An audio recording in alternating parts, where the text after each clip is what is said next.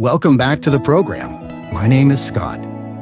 Today, we open a door to an incredible triumphant story of faith and the redemptive power of Jesus Christ.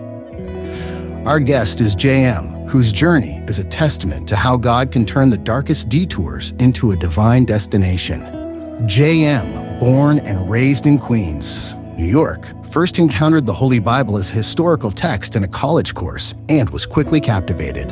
Through the prayers of loved ones, he accepted Christ's gift of salvation around Easter 2011. God led him on a years-long journey of growth and discipleship, which included attending a strict discipleship home in Illinois in 2013 and a Baptist Bible college in California. By 2017, JM moved back to Queens.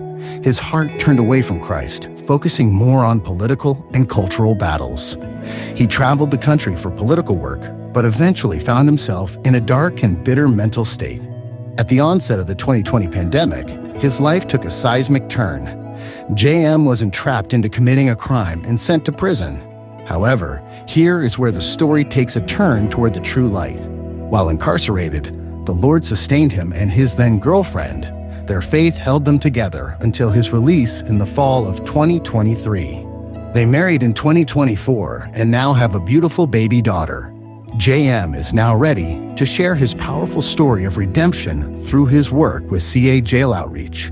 Today, we'll discuss how God found JM, how he struggled in the secular world, and what it truly means to hold down the fortress of love and faith when you are behind bars. We have a saying, we don't say goodbye, we say, until the trumpet blows. Let's push forward until he comes. God bless you. Please welcome JM, also known as a voice from the inside. This is his story brought to you by Steve and Trinity from the CA Jail Podcast digital team. Thank you, Scott, for that excellent introduction. We're absolutely thrilled that you're part of the CA Jail Outreach digital community team. We're beginning a deep dive today into a topic that, well, it requires intense vulnerability, and it's based on a remarkably powerful firsthand account. Welcome, everyone, to Growth Journey, a deep dive podcast. Our deep dive today is entirely built upon a really profound memoir. It's written by someone identified as a voice from the inside, an individual who actually spent significant time in federal prison. Right. And for you, the listener, we just want to clarify the purpose behind this format, why we're doing it this way. You see, by presenting this deep dive as a podcast, well, it allows the author more time. Exactly. It frees him up to dedicate that time to other vital initiatives within the community. Sharing his story, his life, really, to help others maintain their relationships intact while they navigate the correctional system. Mm-hmm.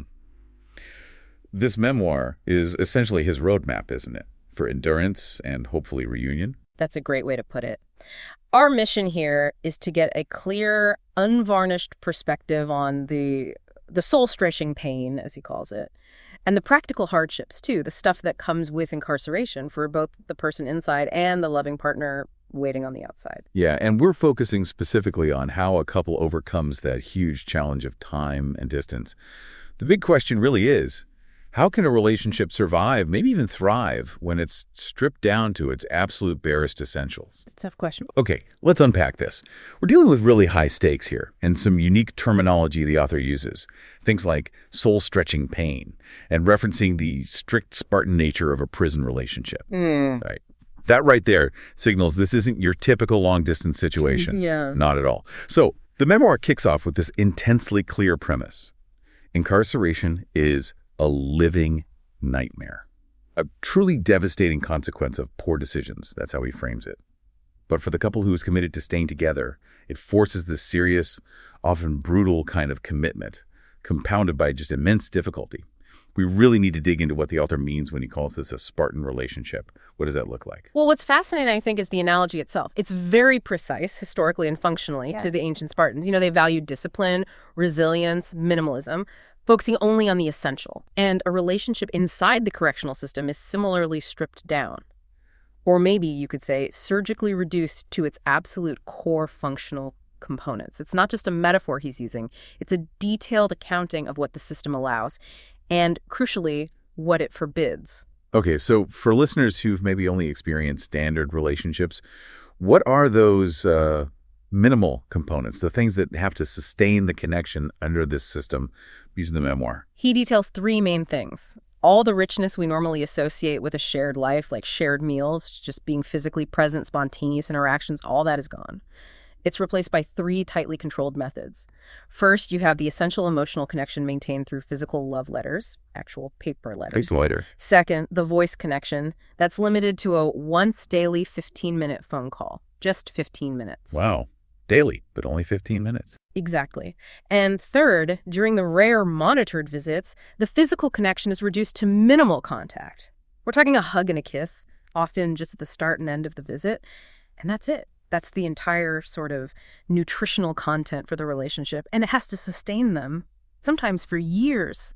And even that minimal contact, the physical and the time, it just highlights the extreme vulnerability, doesn't it, being in that environment. The author points out that even this lifeline, these small things, they can be instantly removed. Instantly, yeah. We saw that devastatingly during the COVID-19 pandemic. The Bureau of Prisons completely suspended visitation. Yeah. It just reinforces how fragile that bond is when it's entirely dependent on institutional approval. Exactly right. And the outside partner is, effectively, as the author puts it, holding down the fortress of love, often completely alone. When the memoir looks for a comparison in society, it compares this psychological duress to military separation. Oh, okay. That sense of longing and psychological duress that a spouse might feel waiting for a loved one deployed overseas. I appreciate that comparison. It gives a frame of reference. But the author immediately follows up with a crucial, really heartbreaking difference. We need to spend a moment on this. Yeah. While the psychological separation might feel similar, this path carries none of the honor nor benefits that come with overseas military service. That distinction is absolutely paramount. You hit the nail on the head.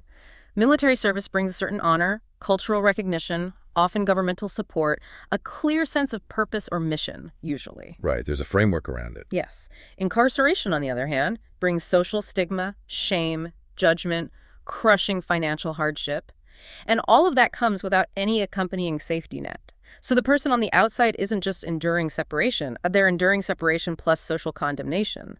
That weight, the shame tied to the conviction, makes the duress doubly hard, much harder. And let's clarify one of the communication methods the author mentioned, truancy-his emails. When you say this relationship is Spartan, how does that specific technology reinforce the constraint? Good question. Truancy, OCSS 8th S for anyone unfamiliar, stands for Trust Fund Limited Inmate Communication System. And it is not like sending a normal email, not at all. It's heavily monitored, it's subject to delay, and critically, it's paper use. Ah, paper use. Yes. Every single message costs money, either for the inmate or the partner outside, so it's not this instantaneous free flow of thoughts you might have with regular email or texting. It's a tightly regulated, costly, and non-private exchange. It forces communication to be very careful, curated, often quite terse. It absolutely reinforces that Spartan nature. Okay.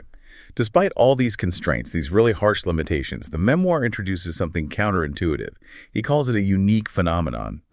If love and faith are somehow maintained, the relationship can actually grow richer as the sentence matures, culminating, potentially, in a most glorious reunion. How can distance, which statistically seems to destroy most relationships in this context, actually make the heart grow fonder here? It really speaks to that intensive purification process you mentioned earlier, maybe. The separation basically eliminates all the superficial elements of the relationship. Shared consumption, convenience, casual intimacy, domestic comforts, all gone.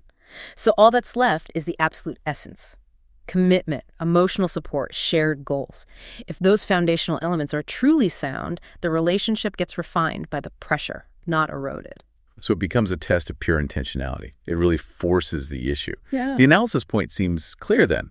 This growth isn't automatic. It's not a passive thing. The separation itself doesn't magically strengthen the bond. It's the deliberate, often agonizing effort. That's it, the effort. The effort of communication, support, shared spiritual focus. That's what does it.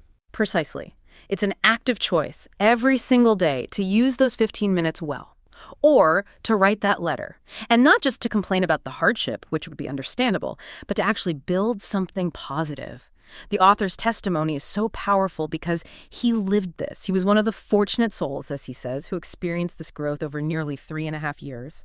He talks about the glorious edifice of undeniable love they built together. An edifice. That's such a strong image, a grand building.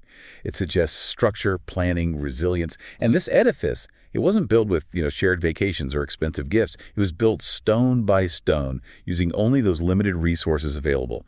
The precious letters, those monitored Truland SE emails, and every single visit. It implies that every interaction had to be structural. It had to carry profound weight. Yes, every touch point mattered immensely. It had to be a moment of planning or affirmation or shared vision, not just shooting the breeze.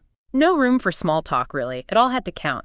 But now we have to pivot. We have to move from that qualitative experience, that possibility of growth, to the cold, quantitative reality. The memoir forces us, and you, the listener, to confront what it calls the hard truth. It really underscores the statistical war that these couples are fighting, maintaining commitment under these circumstances. It's a victory against overwhelming systemic odds. Yeah, we really can't rush past these numbers. They explain the stakes involved. They're stark. Let's start with the statistics for men, straight from the memoir. They're devastating. They really are. For men, the failure rate is just staggering. It's estimated that 80% of marriages for incarcerated men break up between their arrest and the end of the first year in prison. 80% in the first year, between arrest and the end of year one. Yes. Think about the gravity of that. 4 out of every 5 couples cannot withstand that initial shock. The economic collapse, the legal battle that happens before and right after sentencing. The marriage often dies before the prison sentence truly even begins. That's gut-wrenching. And that devastating statistic is followed by one that's even more sobering regarding women. For female inmates, the divorce rate is reported to be closer to 100%.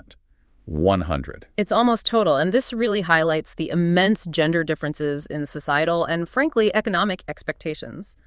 When the man is removed from the household, society often expects the woman to hold the family together somehow. Right. That's the expectation, fair or not. But when the woman is removed, the support structure often just disintegrates. It's compounded by historical expectations, women as primary caregivers, nurturers, plus the loss of her income if she was working, and just her presence is often seen as unbearable by the partner left on the outside. And time itself becomes the enemy here. The length of the sentence acts like a relentless ticking clock. The memoir notes that each year of incarceration increases the odds that an inmate's marriage will end in dissolution either before or after release by an average of 32%. 32% per year. It's not a slow, steady decline. It's an exponential compounding of risk. Every year makes it significantly harder. Wow. And that 32% yearly increase, it connects directly to the 4 primary sources of strain the author identifies. Incarceration basically introduces these destructive forces right into the relationship dynamic itself.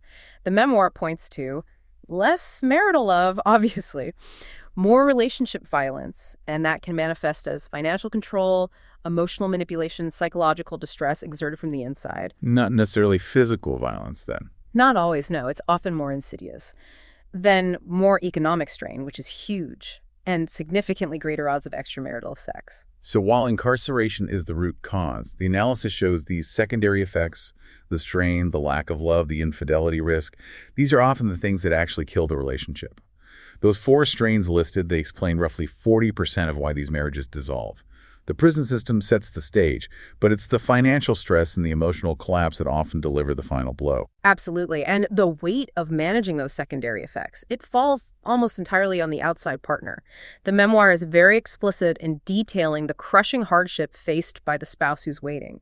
It's not just financial insecurity from lost income, which is bad enough. It's the sole, unrelenting burden of parenting, household management, all the economic responsibilities. Let's really unpack the financial cost for a second, because this feels like where the system imposes one of its cruelest burdens. The memoir notes that just maintaining contact, those required calls, the emails, the visits, it's expensive. Extremely expensive. We're talking about high costs for the Bureau of Prisons phone systems, which charge exorbitant rates for those short 15-minute calls. There are fees for services like JPay or Truland NES for the emails.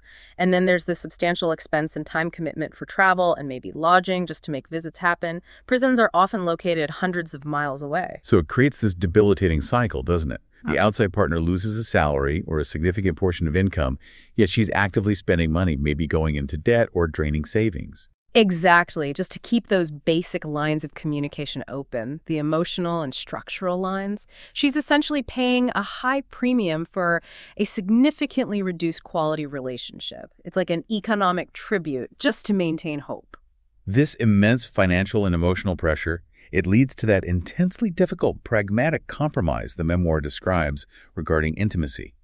The man is inside, obviously without physical intimacy. Yet the author notes some men pragmatically accept the potential of their wives cheating, provided they just wait for them.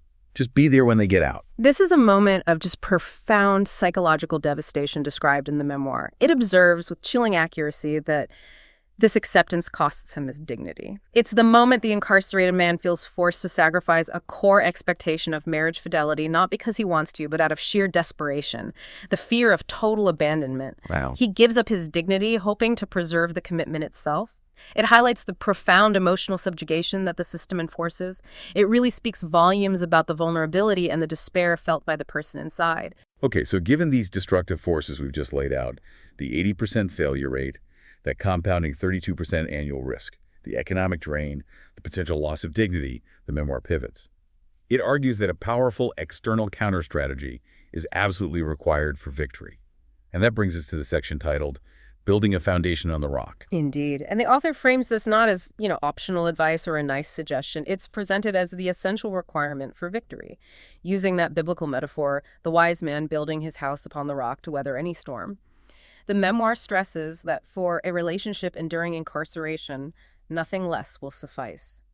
The implication is that this challenge is so uniquely severe that a purely secular or material foundation, it will inevitably crumble under the strain of time and distance. It just won't hold up. The core belief articulated here is that if a couple is truly devoted first to God and then to each other, victory is possible. Regardless of how severe the storm gets, there's this deep conviction that God is greater than the bounds of time and space that includes sentences and prison walls. And this is the revolutionary shift in perspective. Yeah. This is what potentially allows the relationship to survive those grim statistics we just talked about. If your anchor is spiritual, it exists outside the prison's jurisdiction. Right. That's a powerful way to think about it. It's impervious to the BOP's rules. It's unaffected by the cost of phone calls. It's immune to the shame imposed by society. It provides a shared, untouchable reality for the couple, something the system can't take away. To make this foundation concrete, the memoir provides two specific scriptures, King James Version scriptures. They act almost like the structural blueprint for building that unshakable foundation. Right. The first scripture establishes the primary mandate, ensuring that the commitment to God actually precedes and empowers the commitment to the partner. This is Luke chapter 10, verse 27. It mandates, "Thou shalt love the Lord thy God with all thy heart and with all thy soul and with all thy strength and with all thy mind, and thy neighbor as thyself." So, the incarcerated individual needs to first secure his own identity and worth in his faith before he can reliably commit to the incredibly arduous task of sustaining his relationship through all that hardship. Okay, so that's the individual anchor first. And the second passage, it directly addresses the power of the partnership itself, recognizing the strength that's gained when two people are unified under that higher commitment. Exactly. That's Ecclesiastes chapter 4, verse 12. It states, "And if one prevail against him, two shall withstand him, and a threefold cord is not quickly broken." And the analysis of that threefold cord is really key to the memoir's whole thesis. It's not just the two spouses desperately clinging to each other, which, as the 80% failure rate shows, is often tragically insufficient. Right. Two strands might not be enough here. Precisely. It's the inclusion of the third strand God which provides that non-breaking strength. The strength needed to absorb the systemic shocks of incarceration. All right, so with that spiritual bedrock established as essential, the memoir then offers some intensely actionable, very practical guidance, and it focuses primarily on the partner on the outside, the one waiting. This is really where the rubber meets the road, isn't it?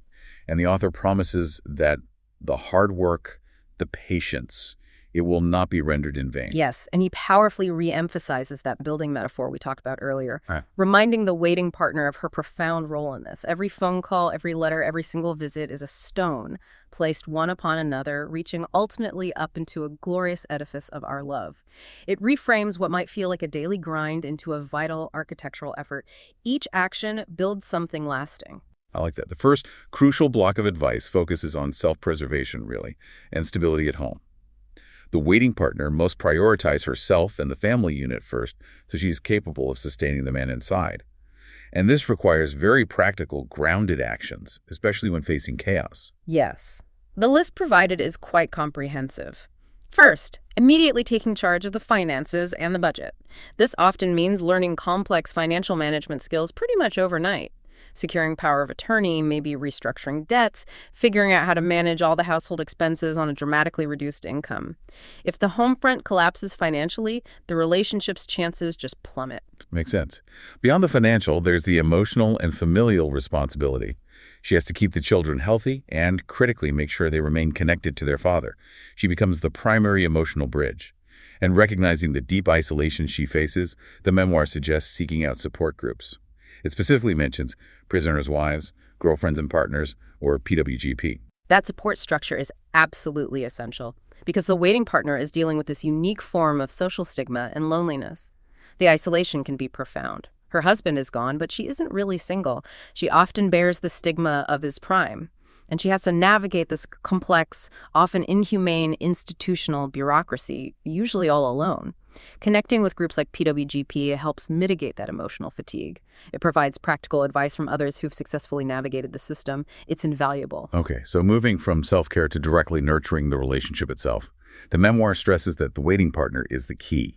The key to keeping communication open and ensuring the inmate remains connected to the family. They really are carrying the torch of hope. Intentionality is paramount here. Absolutely paramount. They have to utilize those costly, limited methods, the letters, the emails, the visits consistently. We know from research, not just this memoir, that increased family contact is repeatedly identified as pivotal to maintaining ties. When the man inside loses his connection to the outside world, despair can really set in.